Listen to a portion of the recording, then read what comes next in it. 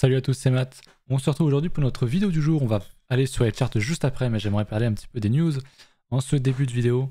Vous le savez, Bitcoin Pump, mais je sais, vous en faites pas, on va voir juste ça juste après. Les alts aussi, il y a beaucoup de choses à dire sur les alts, des choses qui n'étaient pas très bonnes il y a encore quelques jours qui le sont un peu plus aujourd'hui. C'est un marché vraiment fascinant. Je voulais vous montrer quelque chose, alors pas forcément sur mon compte, mais plutôt sur le compte de la baleine. Ça bouge beaucoup en termes de news. Vous savez que le Crédit Suisse a fait, cherche de l'argent, a été backé entre guillemets par l'État à hauteur de 50 millions, je crois, mais qui cherche forcément un repreneur. Donc on a UBS qui a fait une proposition d'achat à 1 milliard, sauf que la banque dit que c'est pas assez. Donc l'État suisse pourrait s'en charger en personne. On l'a aussi, je l'ai pas posté encore en news, mais on a apparemment deux grandes banques européennes qui se proposeraient aussi de la racheter. Et on a aussi et surtout notre bon vieux Justinson qui propose 1,5 milliard de dollars pour racheter le Crédit Suisse et en faire une grande institution financière crypto-friendly afin d'ouvrir la voie à un système financier plus innovant et décentralisé. Il est très très fort, c'est pas son premier coup sur Twitter, malheureusement ça reste que des paroles sur Twitter, il l'ouvre beaucoup et c'est souvent dans le vide, hein, donc on va pas, ça n'arrivera pas. Il y a genre 0,3% de chance que ça arrive. Mais à mon avis, c'est une autre banque qui va racheter ou l'État. Jamais ils vont laisser un crypto, un pro crypto faire ça à une banque, à mon avis. Et puis même, jamais il va débloquer les fonds et tout. À mon avis, c'est juste pour se la raconter sur Twitter et c'est à peu près tout. J'ai sorti une vidéo hier sur Mintera, donc n'hésitez pas à la regarder. C'est sur ma chaîne, ils font une AMA ce soir, pour ceux qui sont intéressés sur leur compte Twitter. C'est à 18h, donc ça peut vous intéresser. Parce que je sais qu'il y en a qui ont forcément des questions. Et c'est la fin des bonus ce soir pour ceux qui aimeraient investir. Donc voilà, c'est l'occasion jamais. Voilà pour les news, je crois que c'est à peu près tout. Pour ça, on va aller du coup sur TradingView. C'est ici. Tac. Alors vous le voyez, Bitcoin pump quand même pas mal en H4. On est quand même sur quelque chose d'à nouveau très très puissant. Si je me remets sur Coin Analyse, hein, le bottom où on regardait ce gros funding bien bear est maintenant bien loin derrière nous. On n'a pas forcément une grosse poussée sur l'Open Interest. Il n'y a rien d'aberrant nulle part. Je dirais que ça a l'air assez sain. Parce que ce soir, on a la clôture hebdo. Donc ça, c'est très important. On va beaucoup en reparler en stream ce soir. Donc n'hésitez pas à venir aussi sur la chaîne Twitch. Il y a de plus en plus de monde, surtout le week-end. C'est très sympa. Donc franchement, j'aime beaucoup ce que je vois.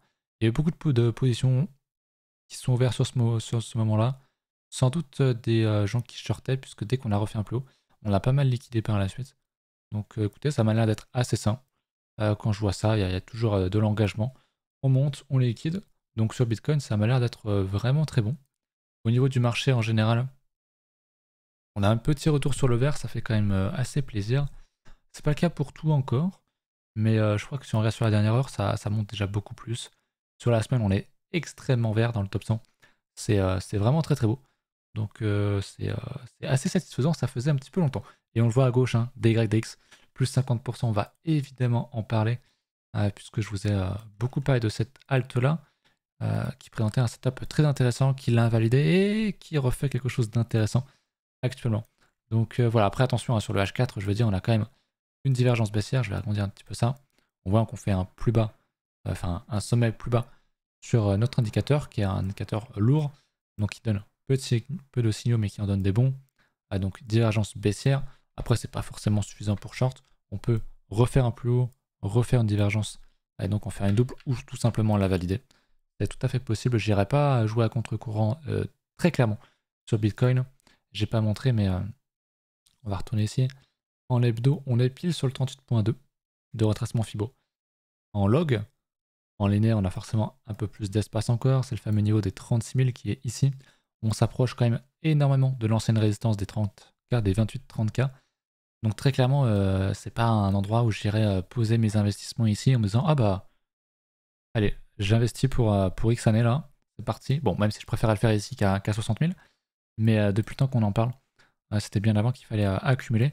Au niveau de l'accumulation d'ailleurs personnelle, sur le DC à Bybit, on reverra ça, je pense, semaine prochaine. On est dans le vert bien sûr, mais j'ai pas préparé la chart et tout. J'en parlerai peut-être ce soir sur le stream, mais il n'y a pas de grands avancements. J'ai toujours remonté la période d'achat, mais je vais peut-être la redescendre comme un peu tout monte. Donc j'attends de voir. toute façon, on a le temps, on a encore plus d'un an, on aura forcément à un moment donné, enfin forcément, on sait pas, mais un mouvement qui va retracer à la baisse. Donc je préfère être tranquille.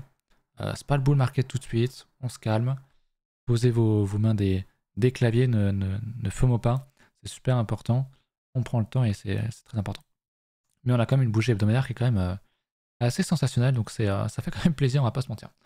Donc on est dans le creux en termes de value, de retracement. On arrive sur les gros niveaux qui sont les 30K, 29-30K. Donc à mon avis, on aura sans doute un stop ici, même si... ouais, bah on arrive sur C'était ma première target ici, hein, les 27K. Donc très clairement, pour moi, c'est plus une zone de profit qu'autre chose, même si on peut aller beaucoup plus haut. Je garde quand même vraiment... comment dire, la folie de côté. On est toujours dans un bear market jusqu'à preuve du contraire, même si bien sûr on commence à faire une très belle structure ici. Hein, je veux dire, on a quand même un très beau niveau hebdomadaire qui casse. On est sans doute en train de changer de tendance. On pourrait toujours être, ce que je dis, hein, dans une structure de bottom. On pourrait très bien voilà, casser un peu plus haut, revenir retester plus haut, et en fait on serait que dans un range. Et voilà. Donc pour moi, vraiment attention. Je suis bullish depuis un petit moment sur du moyen court terme. Depuis qu'on était, je crois, dans les 20K ou même un peu en dessous. On est quasiment à 30K, donc maintenant, voilà. Faut pas faire n'importe quoi, pensez-y. Faites très attention. Et on va passer sur les alts. Je regarde un petit peu ce qui pourrait m'intéresser. J'ai pas regardé les... Alors c'est pas ce que je voulais voir. Les niveaux de liquidité, on se rapproche du coup énormément. Je sais pas si vous le voyez bien. Je peux pas mettre un peu plus à gauche, je peux pas, j'ai tout. On a comblé tout vide, là il y a énormément de vide en dessous. Du coup, ce qui fait qu'on monte très facilement parce que bah, l'order book est entre guillemets absolument pas rempli, il est vide. Là on arrive sur des gros niveaux. Donc les 28K. On va voir si on passe ce niveau-là, si on le casse ou pas. Je serais pas étonné, on est quand même sur le 38.2, qu'on fasse une clôture pile dessus, qu'on rejette quelques semaines après pour peut-être consolider et casser plus haut par la suite ou pas. Mais faut pas oublier qu'il y a quand même des très gros niveaux. Encore à 15K, je pense pas forcément qu'on y aille nécessairement, mais il faut quand même le garder dans la tête. Dans un coin de l'esprit, c'est toujours très très important. On passe aux alts. Je suis en hebdomadaire sur des YDX. Vous le savez, on a eu un très très beau setup ici avec du volume à la cassure, c'était super. On l'a racheté. Le retest ici. On l'a pas mal consolidé et malheureusement, on est venu réintégrer le range, ce qui était vraiment pas très bon, même si on a laissé une grosse mèche ici, en clôture de la semaine dernière, ce qui était quand même pas trop mal. Et puis, bah, ce que je vous ai, hein, pour moi, c'est absolument pas bon. Alors oui, je suis extrêmement bullish, mais à un moment donné, les graphes parlent. Quand on réintègre un range, c'est pas bon. Je vous avais dit deux choses pour que je sois à nouveau bullish, parce qu'en général, quand tu réintègres, bah, la première target, c'est le mid-range et le bad range ensuite. Mais ce que je cherchais, deux choses, c'était une réintégration hebdomadaire au-dessus du niveau vert, donc largement s'affranchir de la résistance ancien support et qui retourne actuellement en support pour que ce soit bullish, et ensuite bah, qu'on refasse carrément plus loin pour qu'on ait vraiment un creux ici, un creux bien défini ici, un sommet ici, et qu'on fasse un nouveau sommet tendance haussière. Et c'est ce qu'on est en train de faire. En tout cas, pour l'instant, la bougie hebdomadaire est vraiment, vraiment, vraiment très sexy. C'est très très bien ce qu'on fait. C'est dommage qu'on ait eu cette réintégration ici, c'est vraiment moche. Mais c'est comme ça, c'est le marché. Je sais pas si en termes de value, ce qu'on avait dans tout ce mouvement-là, on avait quand même pas mal de niveaux. Alors si je décale ici, j'imagine qu'on devait avoir énormément de volume là-haut. Et ouais, on avait énormément de gens qui ont dû acheter là-dedans. Et maintenant, si je le redécale, je pense qu'on a beaucoup aussi en bas, pour ce niveau-là. Il y en a beaucoup plus aussi. On est quand même sur des gros niveaux. Mais bon, le price action qu'on réalise actuellement est quand même plutôt sexy. Donc si on fait une clôture là-dedans, pour moi, c'est un achat et un stop qui est évidemment ici, voire même un peu plus haut. Et puis ensuite, tu essaies de jouer la hausse. Donc franchement, les graphes en hebdo sont vraiment, vraiment sexy. C'est très intéressant. On a toujours cette LP à casser. Là où j'ai mon alerte. Vraiment quelque chose que je vais suivre de très très près. Mais voilà, on prend les plus bas pour ensuite prendre tous les stops qui étaient là-dedans. V-bottom et boum, on va faire un truc comme ça. On aura très peu d'occasion de pouvoir re-rentrer là-dedans. Mais la clôture est vraiment très belle, si on l'a fait en tout cas sur ces niveaux actuels. Et ce serait vraiment très bien, donc il faudrait attendre la cassure aussi. La dernière grosse confirmation, c'est de casser les 3,6 $. Je voulais voir dans le même setup le dodo. Je vous en parle depuis un petit moment, le dodo. Une grosse déviation, cette grosse réintégration, on l'avait acheté, souvenez-vous. Très sympa. Là, j'aimais pas du tout le fait qu'on réintègre ici, sur cette belle bougie rouge. Exactement comme des YDX, on avait un gros volume, c'était super. On reteste. Très bon endroit pour acheter. J'aimais pas cette réintégration. Et bam, on invalide la semaine qui suit. Donc là, on est pile dans le dans la résistance actuellement, donc ancien support, même si d'ailleurs je ne l'ai pas vraiment bien tracé. Il est même un peu plus bas. Il a un petit peu bougé. Mais c'est quand même vraiment de bon augure. Je préfère le setup de DYDX, mais Dodo est vraiment, vraiment bien aussi. Franchement, j'aime beaucoup ce que je vois ici. On est venu, je viens de le voir d'ailleurs, on est venu rechercher cette structure-là, l'order block qui était là. Donc, pas mal du tout. Je viens de voir ça. Franchement, c'est beau, hein, c'est marrant comme on peut avoir un sain setup, l'invalider derrière et le réavalider juste après. C'est vraiment fou les cryptos. Voilà pour ça. De mon côté également, je ne vous l'ai pas dit encore, puisque c'est très récent, je suis parti d'une position qui était le FI. Rien contre le FI, mais j'avais pas une grosse position dedans. Je devais rentrer dans un projet en seed, mais ça a été annulé parce qu'il n'y a pas assez de fonds qui ont été levés dans ma pool, donc je l'ai un petit peu à l'envers. Mais j'ai récupéré les fonds et du coup j'ai décidé d'aller sur un autre domaine dans un RWA, donc Real World Assets, et qui marche pas mal. Mais cela n'est pas encore parti. Donc le Clearpool, c'est sur KuCoin. C'est vraiment un gros shitcoin. Vous voyez ici le gros potentiel double bottom que j'aime beaucoup. J'insiste sur le fait que c'est un potentiel, qu'ici on pourrait en faire un autre. Donc un petit dans un gros, c'est vraiment le sain setup pour moi. Enfin l'un de mes sains setup. Point part, on reteste en plus, hein, si je montre en 3 jours. On avait une structure, là, un espèce de range qu'on reteste. Donc c'est très bien. Et puis comme le marché est assez haussier, j'ai posé des billes là-dedans du coup. C'est un shitcoin qui doit être top 600 ou 700 market cap. Donc c'est pas non plus, il n'est pas à 3000 comme certains autres. Donc c'est assez intéressant, très volatile hein, si je vous montre un petit peu pour revenir sur les plus hauts de l'année dernière. Alors il y a plus de 2000%, donc j'ai très peu de coins comme ça. C'est vraiment très très volatile, donc c'est un truc où je me dis bon bah il va peut-être tomber à zéro. Et je suis totalement prêt pour ça. Voilà, donc on voit qu'il y a quand même pas mal de verts sur le marché. Le Chi qui rebondit très bien. La structure que je vous avais présentée la dernière fois là. Beau retest. Là on fait un avalement à la hausse en hebdo. Pas encore clôturé, il me reste 7 heures et à mon avis c'est quand même plutôt bien parti. Donc ça c'est très très beau, j'aime beaucoup ce que je vois là. C'est vraiment des beaux setups. Encore une fois, c'est de l'hebdomadaire, ça prend du temps. Et on l'a, et on a le temps de rentrer aussi. Donc très clairement, je pose mes billes sur tous ces setups. On a eu beaucoup de retests un petit peu partout. Je vais pas à tout vous remontrer. Le Rennes qui fait une belle perf aujourd'hui. Ça reste de 3 à 5%. T'as quand même quelques-unes qui font des 10% et quelques niveau à la coin. Mais j'aime bien. J'ai regardé un petit peu dans mes anciennes s'il y a quelque chose qui surperf ou pas. J'ai pas trop l'impression. Mais du coup, voilà, au niveau de mon exposition perso, j'en ai pas parlé, je crois, vendredi. Au niveau des entreprises cotées en bourse qui sont exposées sur la crypto, comme MicroStrategy, on est sur une très belle bougie hebdomadaire aussi, avalement, ici, pour MicroStrategy. Les autres, c'est donc Riot. Pareil, regardez-moi ça, c'est juste magnifique. On a Coinbase, magnifique. Franchement, il n'y a rien à dire.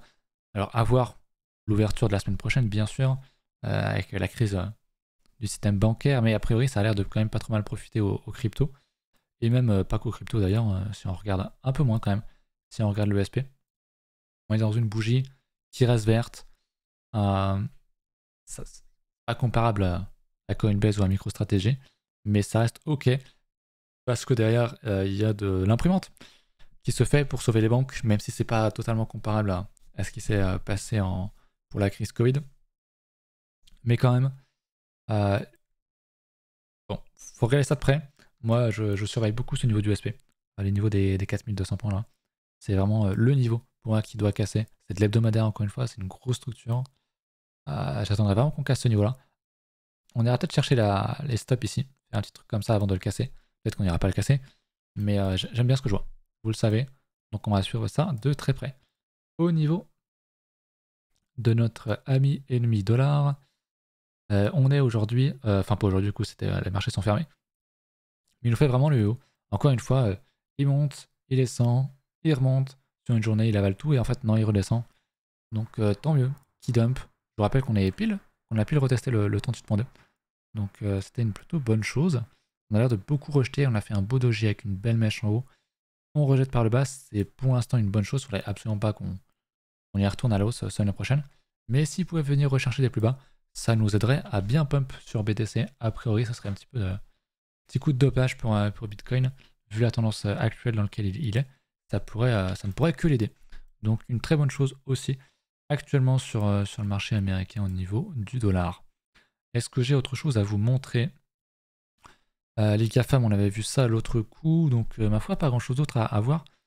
C'est qu'il y a quand même encore des gros niveaux sur les alts qui n'ont pas cassé ou qui sont en retest. Je sais pas ce que j'avais, je crois que c'était le Clampin. Non, on avait pas une. J'avais une alt tout à l'heure qui était pas mal. Je suis rentré dans le film Dora aussi, je sais pas si je vous l'ai dit. Donc c'est le FRA, je crois que c'est sur KuCoin. Ouais, c'est sur KuCoin. Qui présente aussi un beau setup. Le fils, on en a parlé l'autre coup, bah ça manque pas.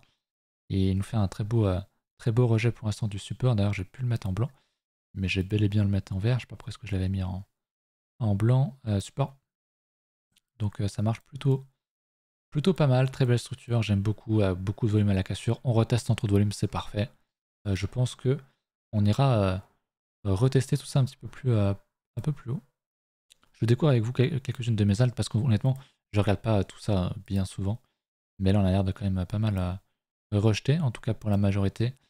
Le RLC qui est ma dernière alt AI que j'ai, donc l'IA, puisque j'avais vendu tout le reste quand ça avait bien pumpé, qui a un petit peu plus de mal, qui a réintégré son niveau aussi.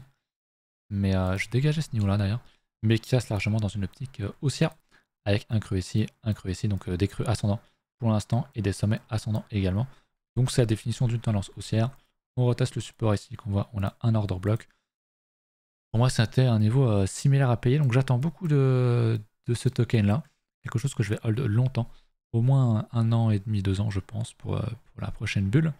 Donc voilà, sinon on est toujours dans des ranges au niveau de sushi. Je voulais voir, il a fait un très très beau retest semaine dernière avec un très beau doji, une très belle mèche.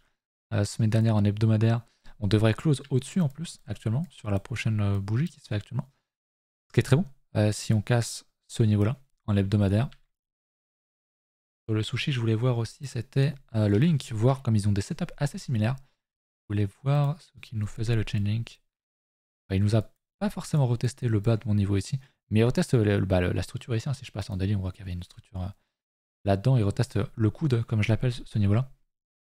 Donc très bien. Des bottoms ensuite. En hebdomadaire, j'ai pas fait gaffe, mais ça ravale. On est toujours dans un range, il faut bien le comprendre. Mais je vous l'avais dit, que je sentais bien que ce range allait casser à la hausse et que pour autant, jamais j'aurais acheté dans la partie haute du range. Je vous le remontre. Je prends un petit fibo, je prends le bas, je prends le haut, bon là un peu grossièrement. Moi j'ai un petit setup pour montrer juste le 50% range. Et quand tu veux accumuler dans un range, tu accumules sous les 50%. C'est possible sur le niveau de support ou en dessous. Des fois on va laisser des mèches. Quand on laisse des mèches et qu'on réintègre, là très clairement c'est des setups assez intéressants pour acheter. Là il y a beaucoup de gens qui vont FOMO là-dedans, qui vont FOMO là-dedans. Non, on veut acheter sous les 50%, pour moi c'est une règle. Et tu peux même te faire une seconde règle, c'est que tu prends le premier 50%, tu prends le bottom ici, et tu rachètes sur le 50%, ou même encore plus bas. Et ça te fait de beaux achats en dessous. Donc pour accumuler, ça peut être très intéressant dans le cadre d'un range. Voilà pour le link, voilà pour les alts. Je crois que j'ai pas grand chose d'autre à ajouter. On est à peine 20 minutes de vidéo, mais je pense que c'est pas plus mal. Je vais essayer d'en faire des plus courtes. J'ai dit ce que j'avais à dire. Venez ce soir en stream. On va regarder toutes vos alts parce que j'imagine que vous avez beaucoup de questions sur vos alts. On va regarder ça ce soir bien calmement. Et puis voilà, écoutez, je vous laisse là-dessus. Je vous remercie d'avoir checké la vidéo. Pensez à mettre un pouce bleu, un petit commentaire, ça fait toujours plaisir. À me suivre sur Twitter et puis sur Twitch. À ce soir.